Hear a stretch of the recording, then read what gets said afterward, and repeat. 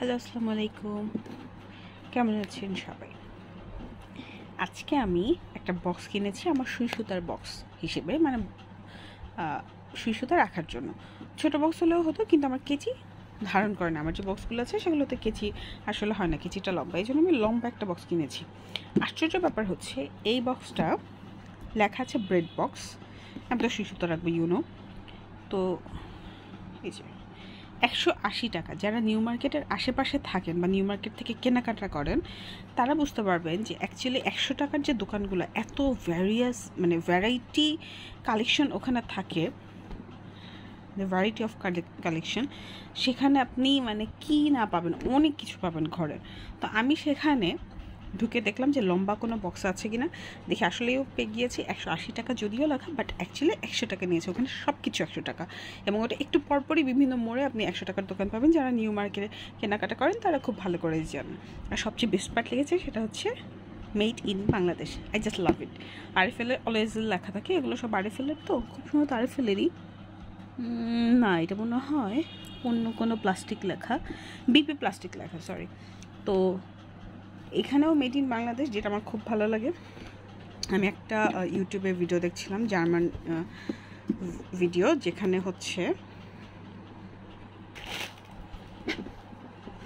হচ্ছে আপনার ভিডিও ছিল এরকম যে বাংলাদেশি ড্রেসগুলো দেখাচ্ছিল যে জার্মানি কী কী ড্রেস পাওয়া যায় আসলে।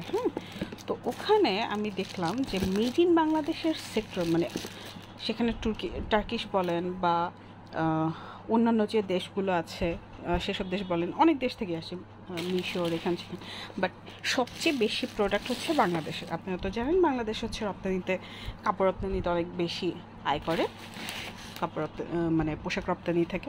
তো মেড ইন বাংলাদেশ লেখা দেখে আমার এত বেশি ভালো লেগেছে।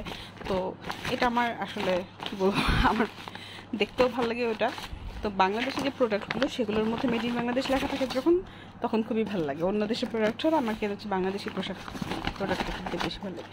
এই যে অলরেডি দেখেন আমার এই কেচিটা, এটা পুরো ধরে গিয়েছে। এই জন্যই আমি লম্বা বক্স আসলে খুঁজছিলাম, যে লম্বা বক্স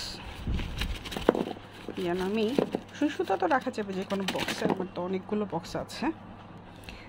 আমি যে কিসের মধ্যে সুই সুতা রাখি এই খাবারের বক্সের মধ্যে, দেখেন জাস্ট।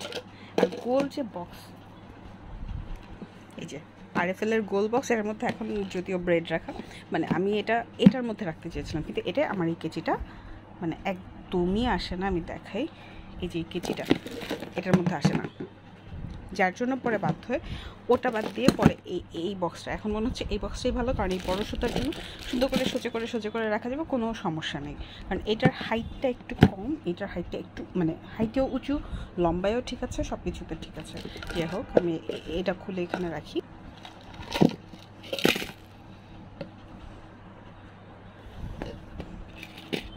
অনেক কালারই মনে হয় চলে আসছে। বেশ কয়েকটা কালার আছে, সাদা কালার, আরও কিনতে হবে, দেখি। আচ্ছা ঠিক আছে, আমাকে জানান যে এই বক্সটা কেমন হলো। 100 টাকার বক্সে অনেক কিছু রাখা যায়। ধন্যবাদ সবাইকে, দেখা হবে নেক্সট টাইম।